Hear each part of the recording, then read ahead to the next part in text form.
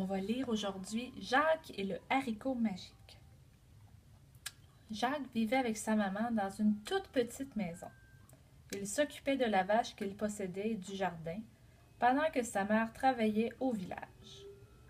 Un matin, la mère de Jacques lui annonça avec tristesse: « Nous n'avons plus de quoi nourrir notre vache. Va la vendre au marché et tâche d'en tirer un bon prix. » Jacques s'en alla donc, menant la vache au bout d'une corde, quand il rencontra en chemin un vieil homme qui lui dit ceci: « Je t'achète cette vache contre des graines magiques de haricots. Grâce à elle, tu ne manqueras plus jamais de rien et tu découvriras un trésor qui m'a été volé par un terrible géant. Si tu parviens à le récupérer, il sera à toi. » Jacques, qui voulait avant tout faire plaisir à sa mère, accepta tout de suite. Il rentra chez lui le cœur léger, mais quand sa mère comprit qu'il avait vendu leur vache contre des graines de haricots, elle envoya Jacques se coucher et, de rage, jeta les graines par la fenêtre. Le lendemain matin, lorsque le garçon se réveilla, il constata qu'une plante géante avait poussé pendant la nuit. C'était un énorme haricot.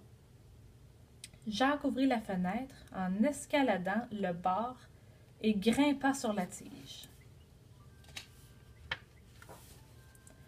Lorsqu'il arriva sur une étendue de nuages, il descendit et marcha longtemps avant de trouver une maison. Il frappa à la porte. « J'ai soif, j'ai faim et je suis épuisé. Puis-je rentrer pour me reposer ?» demanda-t-il à la servante qui lui ouvrit. « Hélas, je voudrais bien t'offrir le gîte, mon garçon, répondit-elle, mais mon maître est un géant mangeur d'enfants. » À ce moment, la voix du géant retentit et, effrayé, Jacques alla se réfugier au fond du garde-manger. Le géant, alléché par l'odeur, déclara: « Ça sent la chair fraîche ici.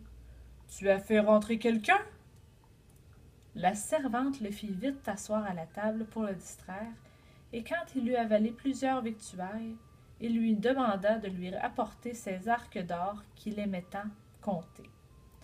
Puis il s'endormit et se mit à ronfler bruyamment. Jacques en profita pour se glisser hors de sa cachette.